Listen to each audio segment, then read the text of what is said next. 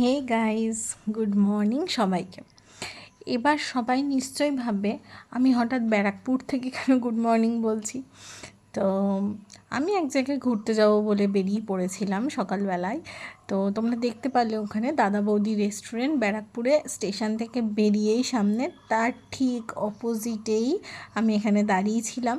তো আমার গন্তব্য ছিল অ্যাজ ইউজুয়াল দীঘা। তো একটু ছুটিতে বাইরে কোথাও প্ল্যান মানেই দীঘা, কাছে পিঠে ঘুরে আসা মানে বাঙালিদের।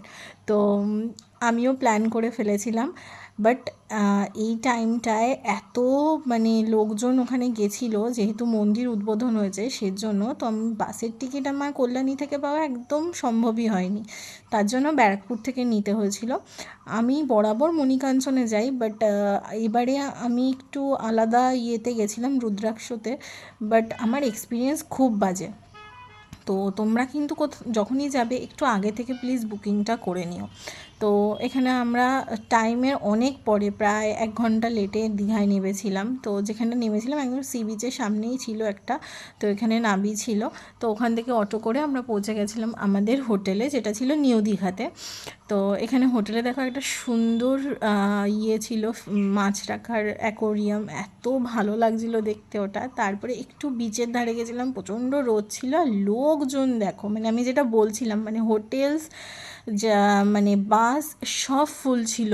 আর হোটেলস তো অনেকে যারা পরে গিয়ে ওখানে বুক করবে ভেবেছে, আমিও শুনেছি যেটা অনেকে পায়ও নি হোটেলস, এতই লোকজন গেছিলো সবাই ঘুরতে ওখানে, ফ্যামিলি নিয়ে বলো বা কাপলস বলো বা ফ্রেন্ডসদেরকে নিয়ে বলো। তো যাই হোক, হোটেলে গিয়ে ফ্রেশ ট্রেশ হয়ে একটু রেস্ট করে বিকেলবেলা সন্ধ্যেবেলা চলে এসেছিলাম আমরা ঢেউসাগর। দেখো, দীঘায় ঘুরতে যাবে যারা যারা ঢেউসাগর বিষয়ে জানে, ঢেউসাগরে যাবে না এটা হতেই পারে না, কারণ পার্কটা জাস্ট অসাধারণ। আর ভিউটা এখান থেকে এত সুন্দর লাগছিল। আর আমরা যেখানে বসেছিলাম এত সুন্দর হাওয়া আসছিল, মনে হচ্ছিল না কোথাও না যাই, এখানেই বসে থাকি। আর এখানে কত মানুষ বসেও ছিল, খুব সুন্দর লাগছিল এই জায়গাটা। তারপরে একটু তো ঘুরতে হবে, কারণ আগেরবার আমি যখন ঢেউসাগরের ভিডিও দিয়েছিলাম আমি পুরোটা দেখাতে পারিনি তোমাদের কাউকে। তো এই দেখো, এখানে একটা পাখিদের জায়গা রয়েছে, বাট এখানে আমি অন্ধকারে পাখি একদমই সেরকম দেখতে পাইনি। বাট এখানে কিন্তু লাইটিংটা খুব সুন্দর ছিল, সবাই ফটো টটো তুলছিল। আর এই দেখো, এখানে ট্রেন ছিল। তো এইটা একটা আমার খুব ভালো লাগে, এই ট্রেনগুলোয় কিন্তু শুধু বাচ্চা নয় বড়রাও উঠতে পারে। আর আমি ওখানে গিয়ে ট্রেনে উঠবো না, এটা হতেই পারে না। তো অ্যাজ ইউজুয়াল আমি টিকিট কাউন্টার থেকে টিকিট নিয়েছিলাম।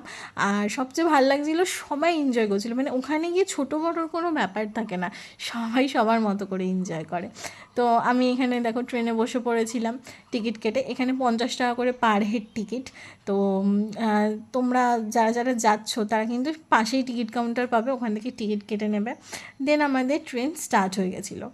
এবার আমি একটা জিনিস তোমাদের ক্লিয়ার করে দিই, অনেকে ভুলবশত ভাবে যে এই যে ট্রেনগুলো পার্কে চলাচল করে এগুলো মনে হয় পার্কের ভেতর থেকে তাদেরকে বাইরে ছেড়ে দেবে, তার টাকা নেয়। বাট এটা না, এটা একটা জাস্ট রাইডস, এটা পুরো পার্কটাকে জাস্ট ঘুরিয়ে দেখায়। এটা পার্কের ভেতর থেকে বাইরে নিয়ে যাবে এরকম কোনো ব্যাপার নেই, কিন্তু এরকম অনেকে উঠেছিল ভুলবশত। আমি এর জন্য এটা ক্লিয়ার করে দিলাম তোমাদের সবাইকে যারা যারা যাবে। তারপর একটু খেতে চলে এসেছিলাম, খিদেও পেয়ে গেছিলো বেশ। তো এখানে এখানে অনেকগুলোই স্টল আছে, তো সবাই এখানে খাওয়া দাওয়া করছিলো, আমিও এখানে খাওয়া দাওয়া করছিলাম, অর্ডার করে দিয়েছিলাম। যেটা অর্ডার করেছিলাম সেটা ছিল crispy chicken. But believe me guys, এত বাজে খাবার আমি কোনোদিনও খাইনি, এটা খেয়ে লিটারেলি আমার শরীর খারাপ হয়ে গেছিলো। তো তোমরা যারাই বাইরের খাবার খাবে, আমি একটাই জিনিস প্রেফার করব, বাইরে স্টল থেকে খাওয়ার থেকে বেটার তোমরা রেস্টুরেন্টে খাও। আর নিজেদের কাছে সব সময় ওষুধ অ্যাভেলেবেল রেখো, অবশ্যই তোমরা যারা ট্রাভেল করো রাখো। তো এখানে বোটিং টোটিং করে আমরা আমাদের হোটেলে চলে এসেছিলাম। ফার্স্ট ডে খুব টায়ার্ডও ছিলাম, তাই বেশি কিছু ঘুরিনি। এখানে আমাদের হোটেলের এটা ব্যালকনি থেকে আমাদের ভিউটা ছিল। তো আমরাও ডিনার করে নিয়েছিলাম, করে এখানে দাঁড়িয়ে সব লোকজন দেখছিলাম।